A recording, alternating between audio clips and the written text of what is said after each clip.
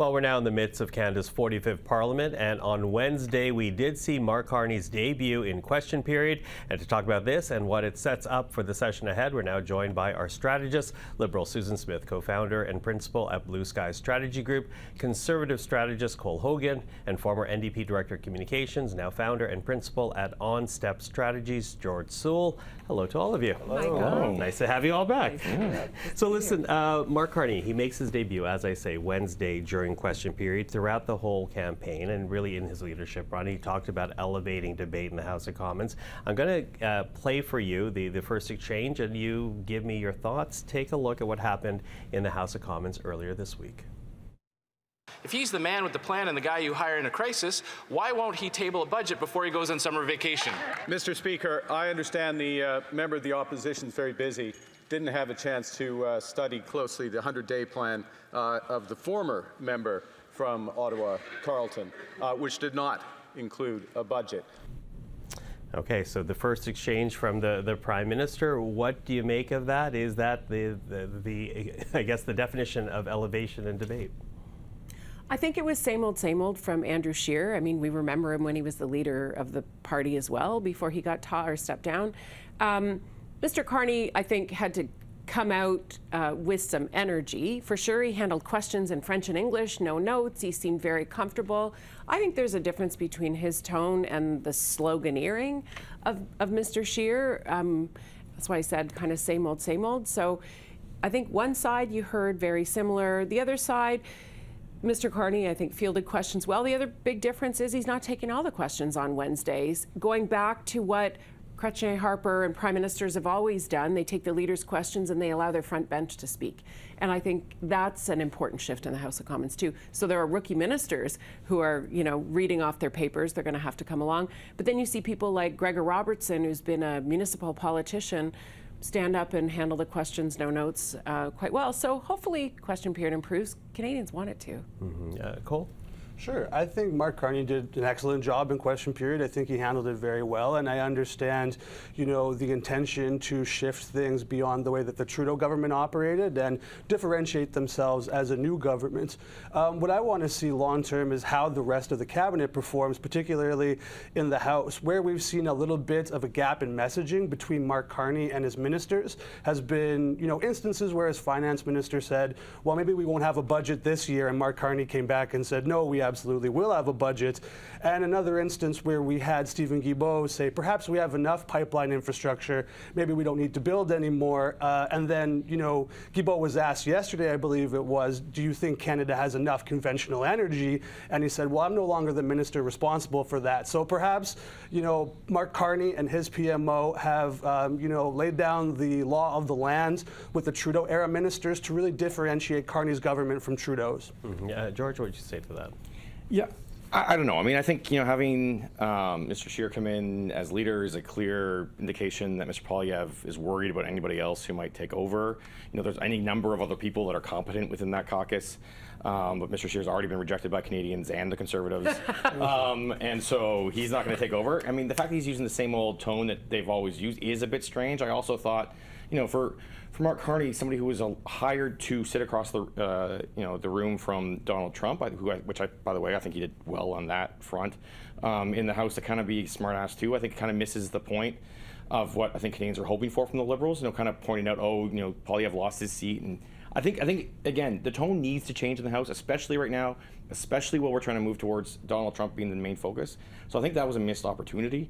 When you talk about Gregor Robertson coming off script, good for him. But the last time we saw him come off script, he said that they were not going to do anything to reduce housing prices. So again, the new ministers are struggling with the message, and I think that's partly because this is the Mark Carney government, and room for other people to squeeze in is going to be tough.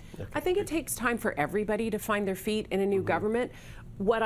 And I expect, a half stumble or something along the way there on the government side. What really surprised me is how negative or how similar the tone is. So Mr. Poilievre's not in the House, but he's still pulling the puppet strings. He's still jumping in front of the cameras before question period to say, hi, hey, remember me? But he's not giving Canadians anything that's different. Okay, I'll let you quickly say something that Sure. We've seen Poilievre in particular say, we are open to working with the Liberal government in a few areas. He said, we'd love Mark Carney's government to steal our ideas because, as he was saying, Conservatives have the best ideas and policies. He's also indicated, his support for the Liberal income tax cut. The Conservatives want to see it go a little further.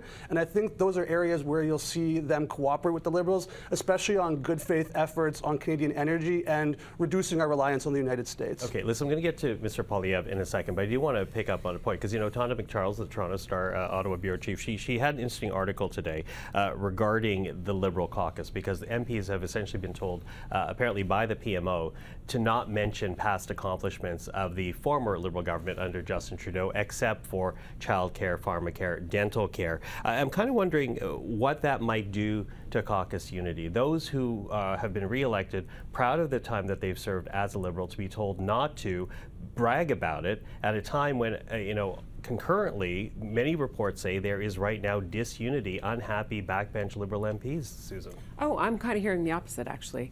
Really? Yeah. No, but I actually I was talking to someone today, and I was talking to someone today, actually, and I think Mr. Carney's putting some things in place that are really different from the Trudeau government. Trudeau's PMO was criticized for not being able to connect with members of Parliament. Like her not doing a great job connecting with his caucus or listening to his caucus. Gone are chiefs of staff and staff in caucus meetings. Caucus members will be able to speak freely.